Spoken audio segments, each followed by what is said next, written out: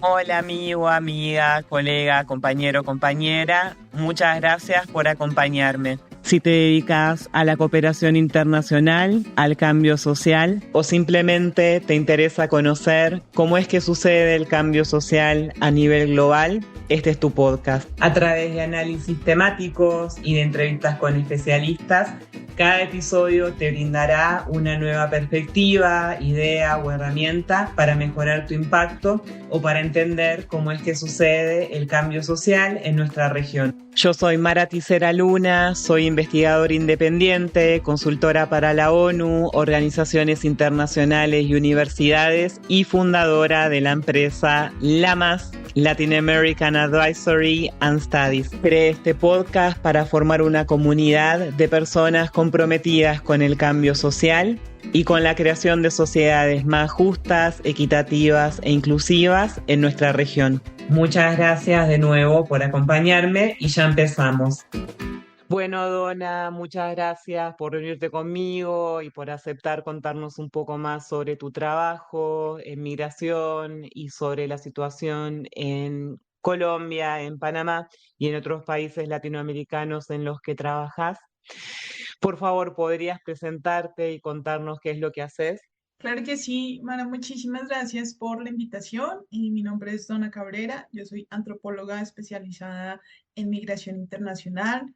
Desde hace más de 20 años he venido trabajando en la temática en Colombia y en países de América Latina y me he especializado en temas de migración laboral, integración socioeconómica y políticas migratorias para migrantes. Lo hago a través de la investigación, de la docencia y del trabajo en consultorías en la cooperación internacional. Vivo en Sí. Bogotá, en Colombia, estoy radicada aquí. ¿Cómo fue que decidiste empezar a trabajar en el tema de migración? ¿Qué fue lo que te interesó?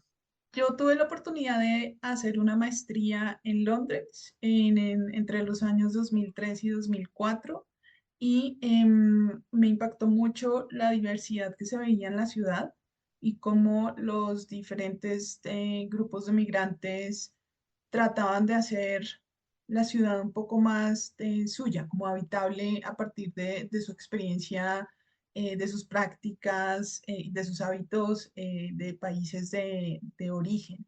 Entonces empecé a analizar la construcción de la identidad de colombianos migrantes en Londres a través de los espacios que habitan y luego de eso quedé muy impregnada de las oportunidades y de las diversidades y riquezas que tiene la migración para las sociedades y decidí trabajar así en Colombia. Cuando volví a Colombia, trabajé al inicio con migración forzada en el contexto del país y luego pude trabajar con migración internacional, que ha sido pues una experiencia interesante, desafiante y que me anima a seguir en esta área profesional en mi carrera. Y como explicábamos para el episodio anterior sobre Ecuador, Colombia está en la misma situación de que tiene un poco para toda la familia, como se dice en inglés, es un país de recepción,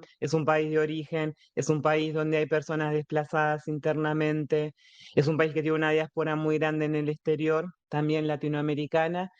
Entonces, quería aclarar que lo que vamos a hablar hoy, lo que vamos a tratar principalmente, es las situaciones de las personas que viven adentro de Colombia porque fueron desplazadas de sus países o porque decidieron migrar a Colombia desde otros países, que es las investigaciones que estás haciendo ahora. Entonces, te quería preguntar más sobre qué descubriste, qué es lo que encontraste sobre las contribuciones económicas, sociales, culturales de las personas migrantes en Colombia. Gracias. Quizá antes de entrar en el punto específico de las contribuciones económicas, siento que hay dos cosas importantes que la llegada de personas migrantes le ha dejado a Colombia y también a países como Panamá.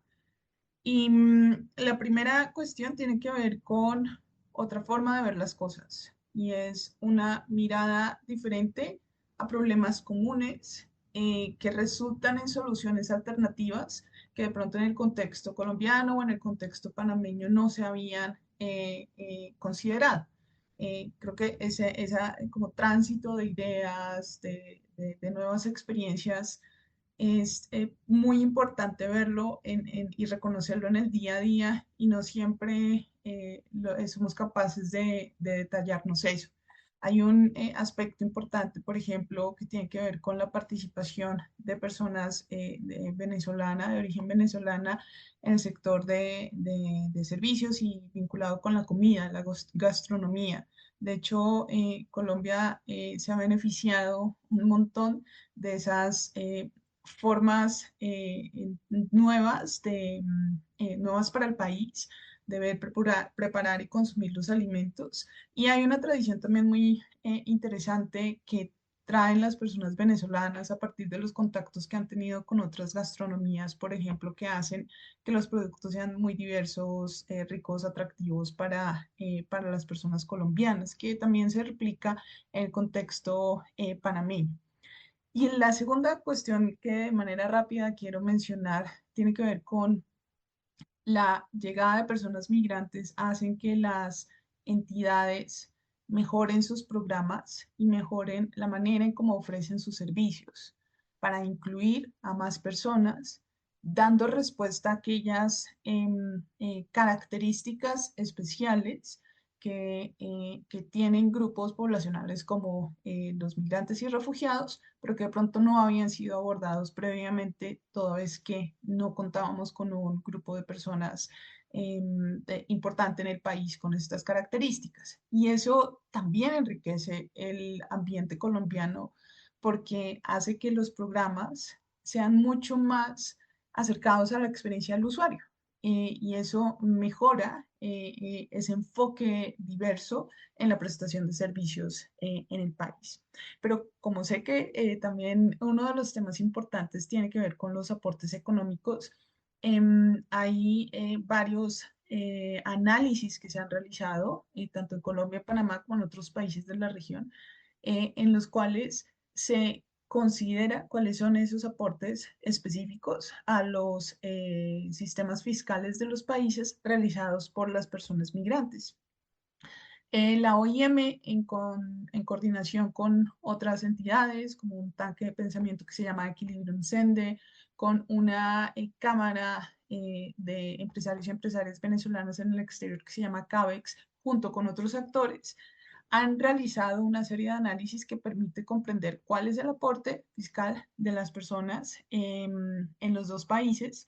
Y para el año 2022, por ejemplo, en el caso de Panamá, se estima que aportaban más de 200 millones de dólares a la economía nacional, que es un número muy importante en el caso de Panamá para personas, de los aportes que aplican personas migrantes y refugiadas. Este mismo estudio para el caso de Panamá nos habla de que si las personas estuvieran en condición regular, todos los migrantes, el aporte podría subir hasta casi 300 millones de dólares, bueno, 284 millones de dólares. Lo que también nos habla sobre el impacto de la regularización en un proceso de migración y de integración.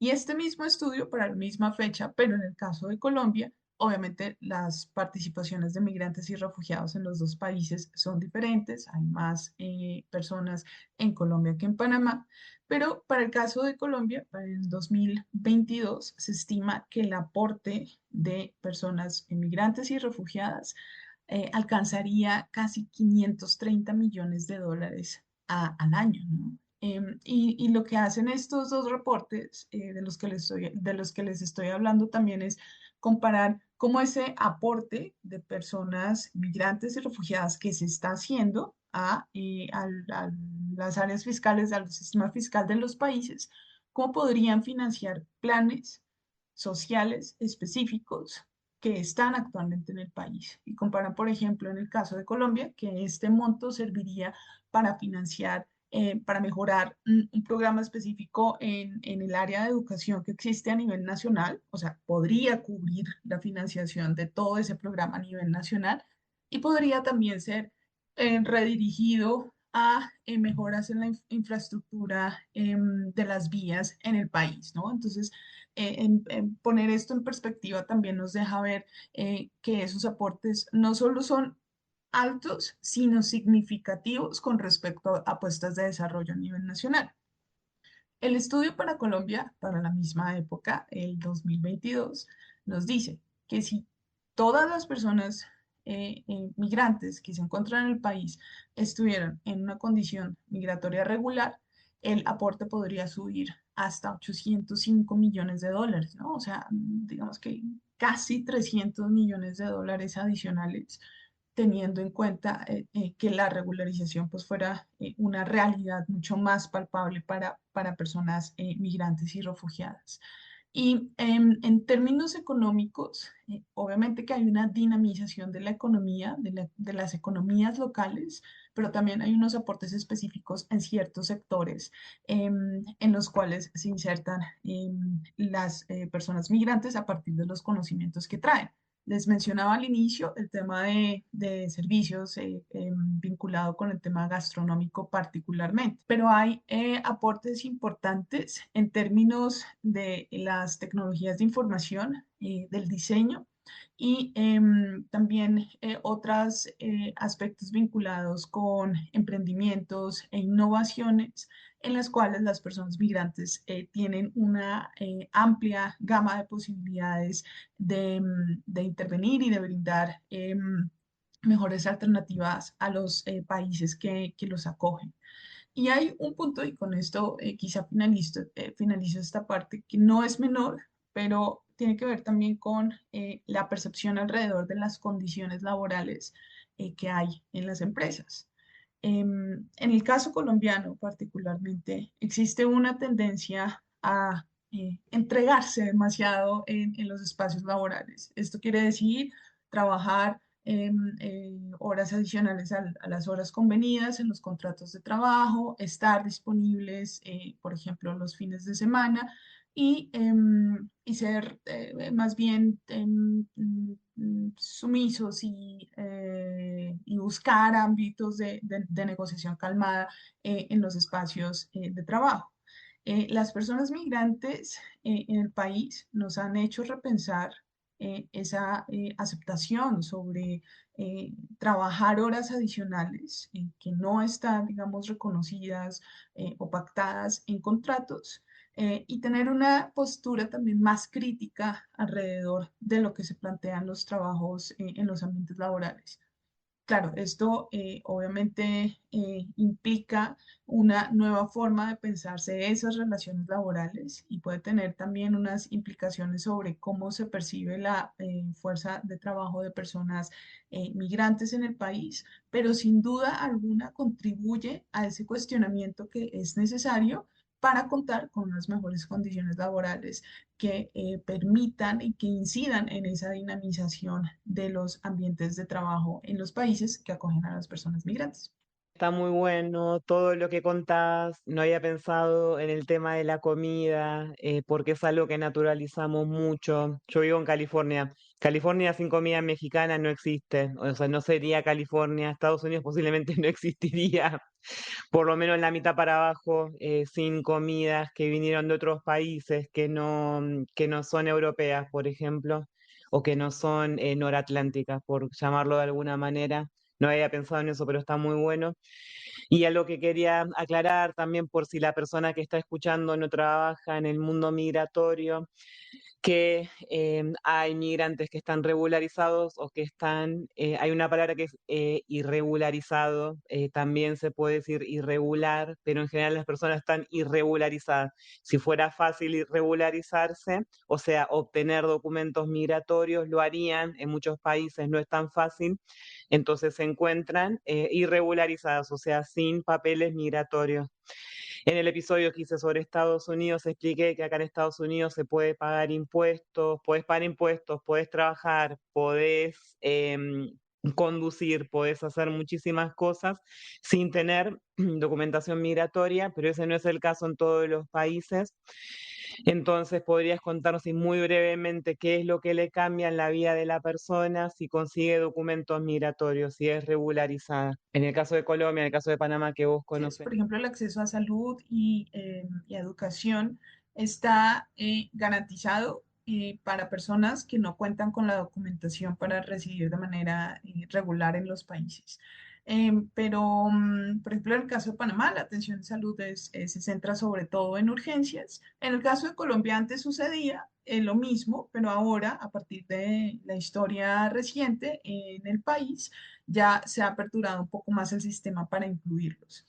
En temas de educación, por ejemplo, los niños y niñas y adolescentes pueden estudiar, pero tienen problemas cuando se les busca reconocer la validez del grado escolar adquirido, ¿no? Entonces, eso puede frenar su tránsito normal en la educación y puede generar y tener un impacto en el rezago escolar.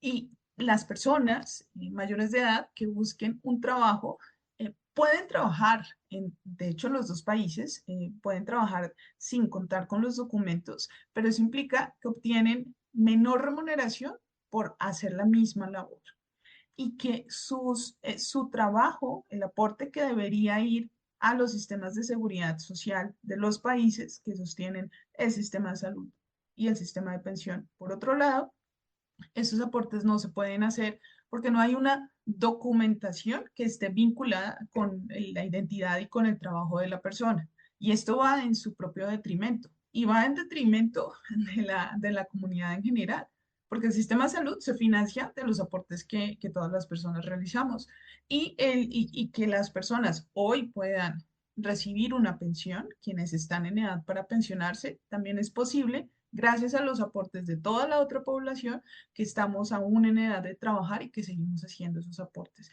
Y se ven entonces menoscabados los derechos de acumular semanas trabajadas para personas migrantes que luego puedan acceder a la pensión.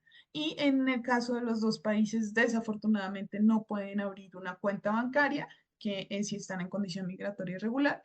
Y esto también es una barrera importante porque estamos volcándonos, ¿no? Hacia esa era de que todos estemos bancarizados y que tengamos una posibilidad de acceder a créditos y otros servicios financieros, pero sin la regularización eso se ve truncado para personas refugiadas y migrantes. Entonces, esta es la situación de las personas que no tienen documentación en Colombia y en Panamá, por eso es tan importante que tengan documentación, porque eso les permite contribuir mejor a las sociedades en las que viven, básicamente a las personas incluso locales, nacionales. Te quería preguntar, Donna, vos trabajas regionalmente, trabajas para diferentes oficinas de la OIM, entonces, ¿qué podrías contarnos de experiencias positivas, de programas que hayan funcionado bien para la integración de personas migrantes, en las que haya una cooperación entre diferentes entidades, ¿viste? Entre, por ejemplo, gobierno, empresas privadas o gobiernos locales, ¿viste? Gobierno nacional,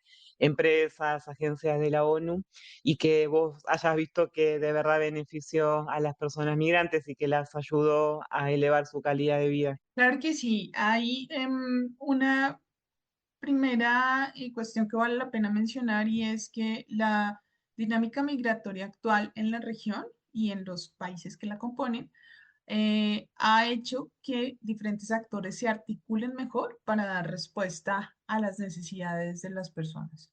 Desde la atención primaria, identificar sus necesidades, a aportar en su integración y vincularlos también con procesos de participación comunitaria y política, que digamos sería como el último paso, uno de los últimos pasos cuando estamos hablando también de integración de personas migrantes en los territorios. Hay una plataforma regional que se llama la R4V, que por sus siglas en inglés habla sobre la respuesta a la migración procedente de Venezuela. Y esta plataforma vincula a diferentes agencias de la cooperación internacional que a nivel regional están trabajando en pro de la integración de personas migrantes. En sí misma, la plataforma es una práctica interesante en tanto que busca coordinar los esfuerzos para que todos caminen de una manera mucho más armonizada y que se vaya dando respuesta no solo al mismo problema, sino a la variedad de problemas o problemáticas que se pueden estar encontrando para atender la migración internacional en los países. Son más de 200 actores los que conforman la plataforma y se han creado varios mecanismos de coordinación, de intercambio de información, de recolección conjunta de datos, de intervenciones conjuntas que hablan de una intención compartida y de la creación de mecanismos de comunicación y coordinación para dar respuesta a este fenómeno. Entonces, en una primera medida, esto es interesante y esta plataforma se articula totalmente con los gobiernos de los países en los que trabaja, así como con autoridades locales. Recordemos que son los gobiernos a nivel nacional los que formulan las políticas migratorias, pero son los gobiernos locales los que atienden a las personas migrantes en un primer momento, ¿no? Entonces, trabajar en esa doble vía resulta importante en la coordinación con las personas. Hay también una intención muy importante que se ha venido escalando y es vincular a organizaciones de la sociedad civil, organizaciones representadas por migrantes en el diseño e implementación de respuestas a lo que necesitan las personas migrantes y refugiadas y a contribuir a sus esfuerzos de integración. Hay una entidad que reúne a diferentes organizaciones de la sociedad civil migrante que se llama Coalición por Venezuela. Ellos reúnen a organizaciones de los diferentes países y buscan, junto con las autoridades locales y con la cooperación internacional, contribuir a dar la respuesta que sus connacionales, pues toda vez que son organizaciones de venezolanos, necesitan en los países de acogida, ¿no? Pero no solo dar respuesta a esas necesidades, sino ver de qué manera se pueden coordinar mejores las contribuciones y los aportes que las personas están dispuestas a ofrecer, solo que no siempre a partir de estas barreras que ya hemos hablado se pueden dar. Entonces, en Coalición por Venezuela, por ejemplo, hace poco ha venido trabajando una iniciativa bien interesante con el gobierno de Canadá y es identificar perfiles de personas interesadas en migrar a Canadá que puedan suplir necesidades del mercado de trabajo de este país, ¿no? Sabemos que Canadá tiene una experiencia y una trayectoria en vincular personas nacionales de otros países en sectores económicos específicos. Y en este trabajo, bien interesante, están vinculando ahora a la organización, a las organizaciones de sociedad civil que, como tienen tanta cercanía con las personas, pueden llegar a un número mucho más amplio de interesados y reunir perfiles que sean pertinentes para las labores que se demandan en Canadá. Entonces, la Coalición por Venezuela hace todo ese acercamiento, ha hecho todo ese acercamiento y remite los perfiles específicos como preseleccionados al gobierno de Canadá para que ellos, con el relacionamiento con empresas, puedan hacer ese proceso de migración laboral. Hay otras iniciativas interesantes que además dan respuesta a una problemática también que hemos identificado, y es que las personas no conocen bien cuáles son los servicios disponibles en los países que les pueden ayudar a buscar trabajo. Entonces, los países tienen unas entidades que se llaman servicios públicos de empleo, servicios nacionales de empleo, pero las personas refugiadas y migrantes no conocen de la existencia de los servicios. Vale la pena aclarar que a veces ni siquiera los nacionales lo conocen. Aún así, estas entidades, en cooperación con organizaciones como la OIT, de hecho, en los dos países, han generado rutas específicas de acceso a los servicios de los servicios públicos de empleo para personas refugiadas y migrantes. Y en estas rutas que se desarrollan, donde se le indica a la persona dónde está la página, cómo puede acceder o si puede ir presencialmente, cuáles son los pasos a seguir y cómo se tiene que o cómo se puede preparar mejor para acceder a un empleo. En ese proceso del diseño de la ruta, también se han incluido otro tipo de información que no está únicamente vinculado con el acceso a empleo, con temas laborales, pero que son de interés para la población migrante y refugiada, como cuáles son las entidades que brindan protección, dónde se pueden hacer procesos de regularización migratoria, quién, en el caso de Panamá, sobre todo porque el acceso a la regularización no es tan fácil para ser transitado de manera individual y se necesita contar con una asesoría legal al respecto. Pero en el caso de Panamá, por ejemplo, esa ruta del Servicio Público de Empleo también integra referencias a universidades u otras entidades y otros abogados que pueden prestar asesoría a las personas migrantes en este proceso de regularización. Entonces, esa ruta de empleo obviamente se centra en este ámbito, pero presenta una serie de otras oportunidades que responden a preguntas, necesidades que tienen personas refugiadas y migrantes. Y también vale la pena mencionar la participación del sector privado, obviamente porque son los que otorgan, los que tienen un mayor número de vacantes de empleo. Se han desarrollado programas específicos con empresarios. Por un lado, hay experiencias en las cuales los empresarios buscan vincular a personas migrantes y refugiadas en las vacantes porque tienen una mayor duración en el puesto de trabajo y entonces la inversión que se hace en el aprendizaje, en que conozcan bien el proceso, pues la quieren ver representada en una mayor duración de las personas en los puestos de trabajo. Lo que los empresarios han hecho es generar como unas formaciones a la medida para que inmigrantes y refugiados adquieran esas habilidades que de pronto no tienen, pero que les sirve para este tipo de trabajo.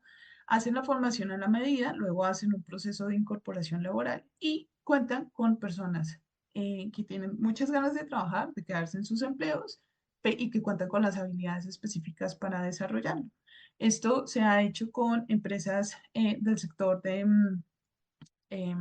de las comunicaciones, vinculados también con los call centers, que vinculan a personas migrantes y refugiadas en sus puestos de trabajo. En Colombia, así como en otros países de la región, por ejemplo, Chile también tiene una apuesta en esta vía, Perú está también caminando en esa línea, es desarrollar unos modelos de inclusión y diversidad al interior de las empresas que reconocen a aquellas empresas que han desarrollado todo este programa y que cuentan con un número importante de personas migrantes en sus plantas de personal. Entonces, hay sellos que se llaman como el sello migrante, el sello por la diversidad, que las empresas también lucen con orgullo, pues ya que demuestran su capacidad de desarrollar mejores ambientes laborales, como productos mucho más o como apuestas, objetivos mucho más inclusivos y diversos que contribuyen a dinamizar el ambiente en las empresas. Aprovecho este momento para presentarles al auspiciante de este podcast, que es LAMAS, Latin American Advisory and Studies, en especial su capacitación, descolonización e interseccionalidad en la cooperación internacional. Esta es la primera capacitación práctica en español dedicada a profesionales de la cooperación internacional en y hacia América Latina y el Caribe, sin importar en dónde se encuentren, así como estudiantes avanzados y avanzadas de carreras afines a la cooperación internacional. A través de debates en grupo, materiales didácticos accesibles y estudios de caso de la vida real, los y las participantes van a aprender cómo aplicar las perspectivas innovadoras de la descolonización, la decolonialidad y la interseccionalidad en sus trabajos de todos los días y en la vida real. Para aprender más sobre la capacitación, visita bit.ly/capacitación práctica. Esto es B larga y latina t.ly/capacitación práctica. Muchas personas que migran necesitan, ¿cómo sería la palabra en español? Reformarse, necesitan conseguir una carrera profesional diferente que cumpla las necesidades del mercado. Esto es bastante común en Europa, personas que en sus países de origen estudiaron ingeniería y que están en Europa manejando un Uber. Eso es algo bastante común. En inglés tiene un nombre que es Skills Mismatch. Perdón, no tengo ni idea cómo se dice en español. Y entonces esa también es otra parte de la integración económica que Donna mencionó y que es muy importante, ayudar a que las personas puedan reintegrarse con lo que el mercado laboral local o nacional necesita, porque lamentablemente a veces no es el caso, a veces sí, a veces estudiaron para ser enfermeros, enfermeras, ortodoncistas, carreras que se necesitan en cualquier país y en los que capaz, de hecho, no hay tanta oferta, a veces no. Y acá es que muchas empresas pueden tener un rol, también agencias de educación de nuestros países, como nuestros países tienen una agencia de empleo, que es lo que mencionó Donna, muchas veces también tienen una agencia, una institución que se dedica a la certificación de capacidades, a la educación, y tienen un rol muy importante también en que las personas migrantes puedan integrarse en el mercado económico y así ser personas que contribuyan a, como dijimos antes, a las personas que ya viven en el país, que son nacionales y que todos necesitamos del trabajo de las personas migrantes, aunque muchas veces nuestros gobiernos no lo reconozcan y no hablen de esto. Todos y todas necesitamos de estas contribuciones. Y algo también que quería mencionar es de nuevo gracias a Betsamet Jaramillo, que la entrevisté la vez pasada y que es parte de Coalición por Venezuela. Ella es la directora de Yo Te Apoyo, que es una de las organizaciones miembros. Así que la vez pasada ya presentamos un poquito del trabajo de Coalición por Venezuela, que es impresionante. Están en un montón de países, no me acuerdo, creo que son 206 organizaciones, que es un montón en muchos, muchos países del mundo, porque también abarca Europa, que tiene diásporas venezolanas, varios países tienen grandes diásporas venezolanas. Así que felicitaciones por el trabajo de Coalición por Venezuela, de nuevo por tratar de ayudar a que se integren las personas, a veces no solo venezolanas, porque muchas de las organizaciones que conforman la coalición también dan servicios y ayudan a personas de otras nacionalidades. Así que muchas felicitaciones. Y en este mismo tema, ¿cómo te parece que las grandotas organizaciones de la cooperación internacional, o sea, las grandes organizaciones, las grandes plataformas, coaliciones, iniciativas, pueden contribuir a una participación más significativa de estas redes de migrantes, estas redes de personas migrantes refugiadas, organizaciones lideradas por personas migrantes y refugiadas? ¿Cómo te parece?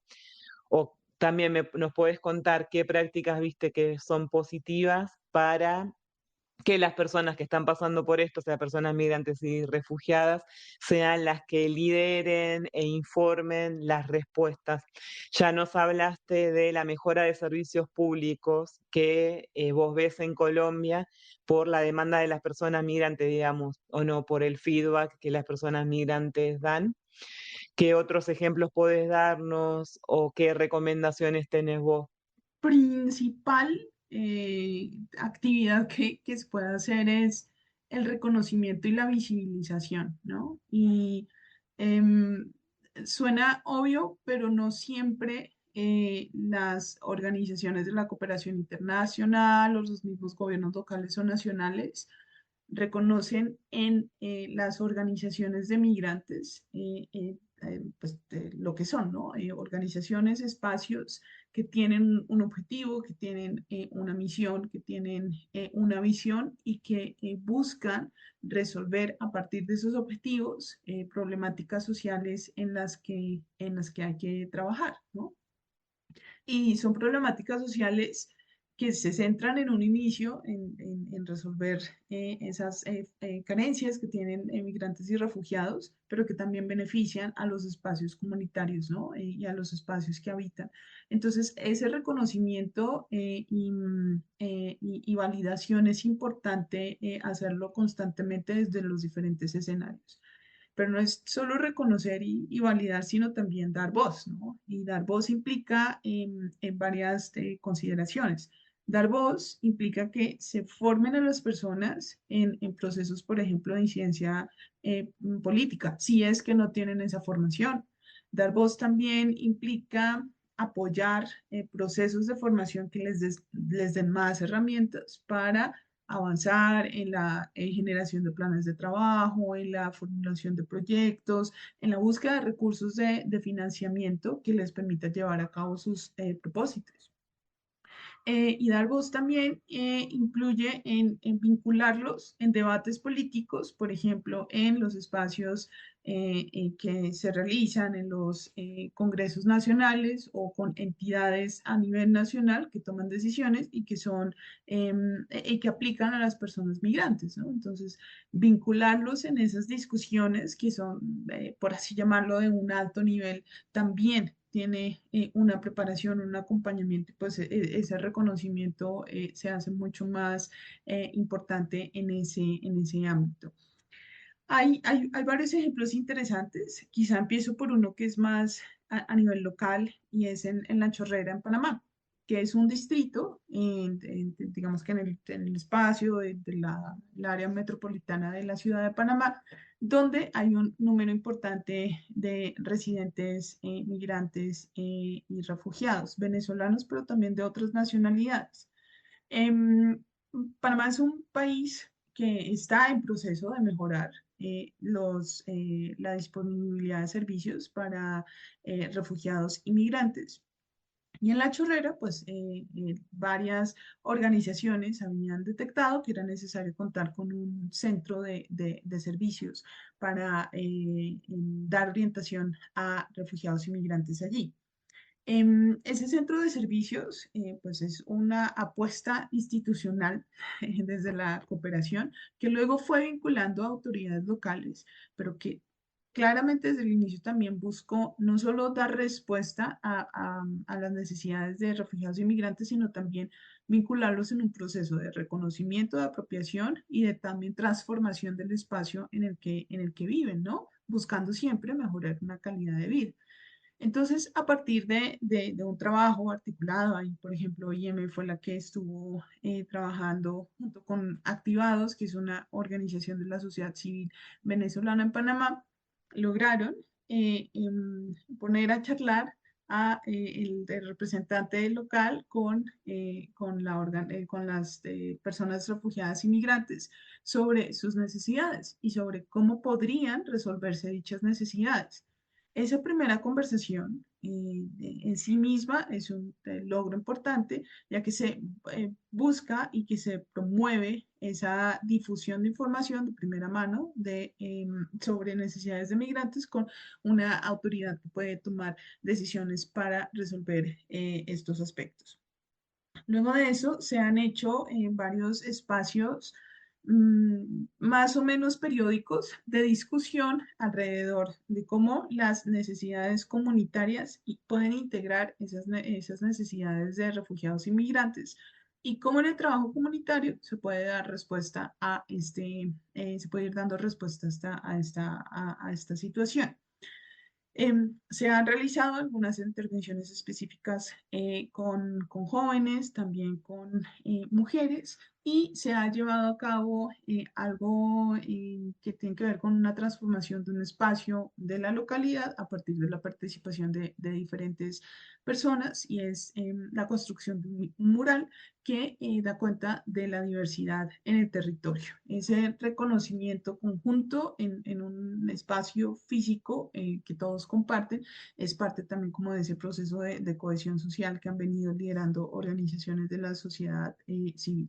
Esto, digamos que a nivel local, un poco micro, pero luego podemos observar algunas iniciativas también que se han desarrollado a nivel nacional en esa participación y en esa incidencia que las organizaciones de la sociedad civil han realizado. Y este es una experiencia en Colombia con respecto a los dos planes de desarrollo del gobierno pasado y del gobierno actual, que el documento de plan de desarrollo se abrió para recibir comentarios de personas sobre cómo abordar mejor las temáticas que allí se proponían.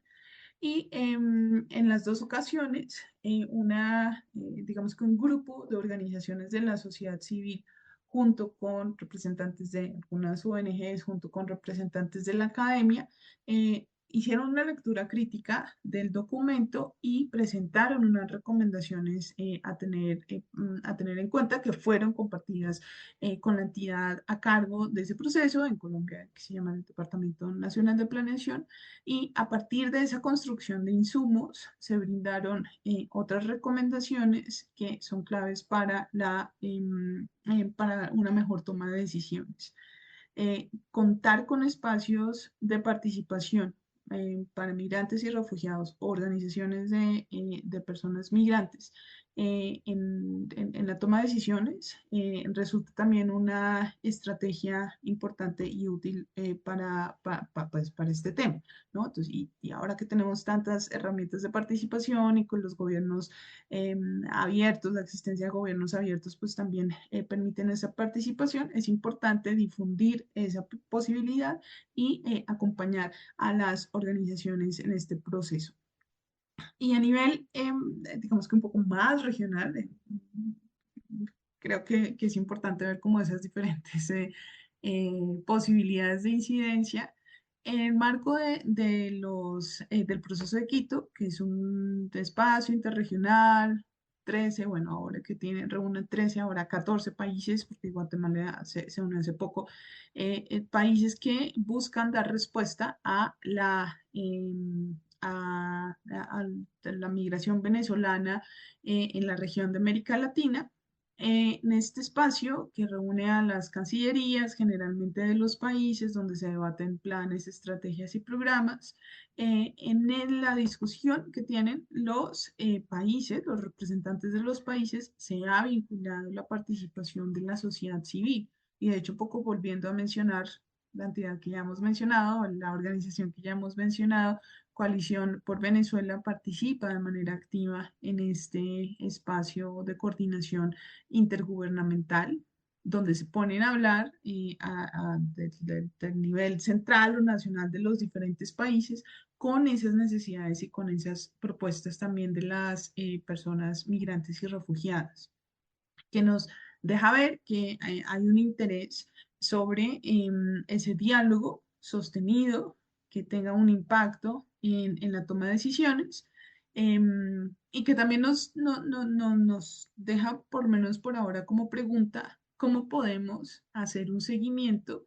sobre esa incidencia o sobre el impacto, los impactos de esa incidencia de las organizaciones de la sociedad civil migrante en la toma de mejores decisiones, que dé respuesta a sus necesidades, que abran las posibilidades para que sus aportes sean mucho más concretos y visibles, y que nos permitan entonces contar con unos mecanismos de veeduría que a futuro cuenten con más aportes de la sociedad civil migrante. Está muy bien, entonces ir construyendo mecanismos y procesos que aseguren, digamos, garanticen la participación de las personas migrantes y refugiadas en todos estos procesos. Así que está muy bien. Y una última pregunta, si querés hablarnos un poco de esto, porque este año, para las personas que no siguen las noticias migratorias, fue año de elecciones en muchos países, incluso países que son completamente receptores de migración, tales como Estados Unidos. Y lamentablemente esto significó un tsunami de noticias falsas, desinformación sobre los supuestos daños que la población migrante causa a las poblaciones nacionales. Esto lo vimos mucho en las Américas, pero en Europa también hubo elecciones y la temática migratoria fue importante en todas estas campañas políticas, normalmente con un tinte muy negativo. Entonces, a vos, Donna, ¿qué te parece que son los mejores argumentos, viste, las mejores narrativas o las que vos ves que funcionan para contradecir estas narrativas que son negativas y que lamentablemente muchas veces son hegemónicas porque son los mismos presidentes los que las promueven? Entonces, ¿qué hacemos con eso? ¿Qué es lo que ves vos que sí funciona en contra de estos discursos que son negativos y dañinos en contra de las personas migrantes? Sí, es desafortunado que las posibilidades de difusión de información hagan que nos centremos como en mensajes específicos que son a veces alarmistas, que son negativos y que no siempre han sido verificados. Y por otro lado, desafortunadamente también la migración ha sido empleada como un arma política, ¿no? Como un argumento que sirve para distanciar la vista de las cuestiones estructurales que siempre han estado en los países y que no han sido totalmente atendidas. Y la migración se usa un poco como para distraer la discusión y centrarla como y crear un enemigo común, que es un poco lo que vemos en diferentes narrativas de dirigentes políticos. Em, en ese sentido, si pudiésemos recordar siempre que la información que recibimos sobre migración valdría la pena como chequearla dos veces, sobre todo aquella que tiene una connotación negativa. Es un poco la primera recomendación que yo daría, porque los datos generalmente y aun cuando vienen de fuentes de información oficiales, está como descontextualizado, ¿no? Entonces, no lo presentan con respecto al total poblacional, no tienen en cuenta que las personas migrantes, por ejemplo, han llegado hace poco tiempo al territorio y no conocen como todos los servicios disponibles y eso también impacta la manera en cómo se accede o no a ciertas cosas. También desconoce que hay las personas que salen de manera forzada de sus territorios, pues los niveles de confianza en las instituciones son bajísimos porque en sus países las instituciones no les protegieron. Entonces, eso también impacta la manera en cómo viven y se integran o no se integran en los nuevos territorios. Entonces, revisar como ese contexto de lo que hay detrás de esos datos siempre es clave para tener en cuenta para tener una mejor perspectiva más amplia y un poco más acercada a la realidad sobre el tema. En segunda medida, creo que es importante también recordar algo y que se nos olvida constantemente y que a mí personalmente me da mucha tristeza y es las personas migrantes son seres humanos. Y en realidad, como tú, como yo, como todas las personas que nos ven y nos escuchan, están buscando mejorar una calidad de vida para ellos mismos y para sus familias. Por eso salen de sus países, que no es una decisión fácil de tomar en todos los casos, y porque buscan entonces una mejor condición de vida. Entonces, a las personas les ha tocado sufrir, sí han tenido oportunidades, pero compartimos muchas frustraciones, muchas penas. Sí, de pronto también compartimos algunas felicidades, algunas satisfacciones, pero en la humanidad es como esa experiencia de la humanidad es muy similar. Entonces, recordar que tenemos esas cuestiones en común, recordar que hay historias que a las dos personas, digamos una persona migrante y una persona inmigrante, les ha tocado como recorrer de manera similar, es muy útil, ¿no? Reconocerse en el otro sirve para entender que hay una lucha común. Que a veces es muy dura a partir de ciertas cuestiones también estructurales que ya hay en los países, ¿no? Entonces, por ejemplo, los emprendedores, o sea, todos hablamos mucho del emprendimiento como una opción y demás, pero quienes han emprendido y quienes emprenden y quienes han formado empresas saben que eso es muy, muy complicado. Entonces, entender, por ejemplo, la experiencia de una persona emprendedora nacional y una persona emprendedora migrante nos permite encontrar esas similitudes, claro, las diferencias y a partir de esas diferencias también atenderlas, pero eh, generar esa cercanía y recordar que estamos en este mundo, en este camino, pues vital, surtiendo de unos obstáculos similares, nos puede ayudar también a acercarnos mejor y entender mejor esa perspectiva de las personas migrantes. Y creo que los esfuerzos de difusión de información, como el que estás haciendo, de hecho, siguen siendo muy claves, ¿no? O sea, y recordar qué es lo que hay detrás de la migración y recordar cómo reconocer las barreras que enfrentan las personas y también poner sobre la mesa que aún a pesar de eso, hay unos logros y unos aportes que las personas hacen a las sociedades que los reciben, ¿no? Hablábamos al inicio también de los aportes económicos que se pueden, digamos que monetizar, pero hay otra serie de aportes en el día a día que también nos permiten construir una sociedad más diversa, encontrar nuevas soluciones a problemas que hemos tenido históricamente y así poder construirnos mejor también a partir de esa experiencia de las personas migrantes, ¿no? Creo que, por ejemplo, vale la pena mencionar que en algunos casos para las mujeres, por ejemplo, una cosa es ser mujer en un país como Bolivia y otra cosa es ser mujer en un país como España, ¿no? Y la migración permite que a partir de la experiencia personal de las mujeres bolivianas en España, por ejemplo, se abran espacios a luchas, a organizaciones, a demandas de garantía de sus derechos humanos de manera diferente a lo que hacían en Bolivia. Pero esa historia de vida no se queda solo con ellas, sino que contagia a otras personas en su entorno, en el país de destino, en este caso en España, y que viaja a través de las conversaciones, a través de las visitas, a través de materiales que se comparten a mujeres en Bolivia, que tienen otra serie de argumentos de posibilidades también de seguir incidiendo en la garantía y en las luchas por los derechos humanos de las mujeres en este país, ¿no? Entonces, como ese circular de experiencias que incide en una mejor garantía de derechos humanos es bien interesante de verlo en la migración y creo que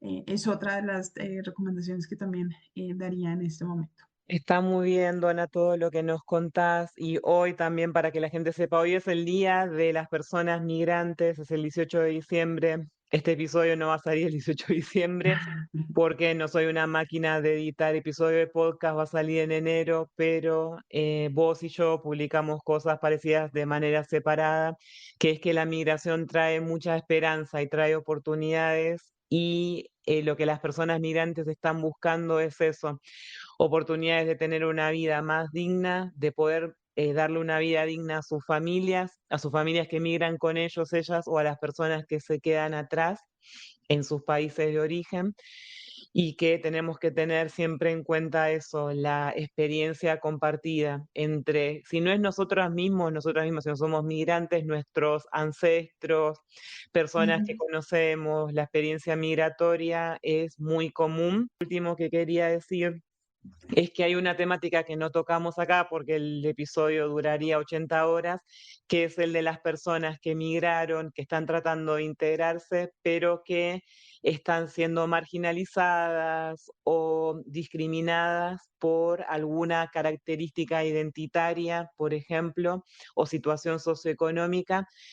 Y como dimos una charla sobre esto a principio de año, voy a recomendarla, voy a dejar el enlace acá abajo. La charla se llama Excluides y Marginades, el desafío de las personas refugiadas, inmigrantes, LGBTIQ+, para su integración socioeconómica en los países de acogida. Es un nombre muy largo, pero lo que quiere decir es una charla con organizaciones colombianas costarricenses.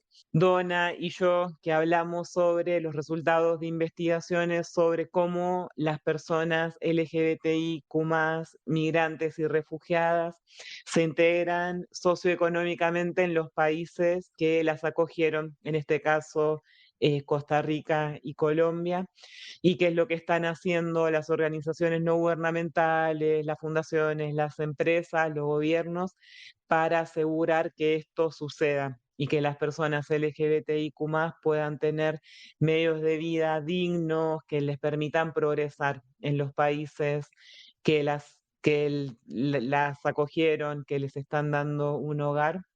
Así que voy a dejar el enlace acá abajo y espero que les guste.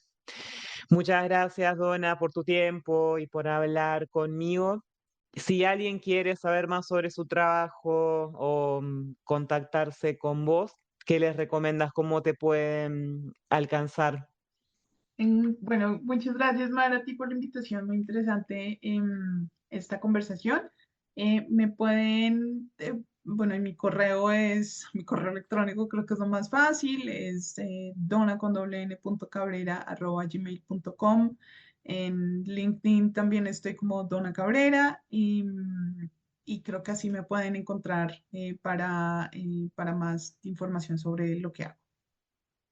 Muy bien, muchas gracias, Donna. Que tengas felices fiestas, ya llegan las fiestas y Sí. de nuevo te agradezco mucho. Muchas felicitaciones por todo tu trabajo. Muchas gracias, Mara. Muchas gracias. Bueno, chao. Muchas gracias por acompañarnos y por llegar hasta el final. Te pido que por favor, si este episodio te pareció útil, interesante o si aprendiste algo nuevo, lo compartas con tus colegas, compañeros o compañeras, así somos más. Muchas gracias de antemano y nos vemos la próxima.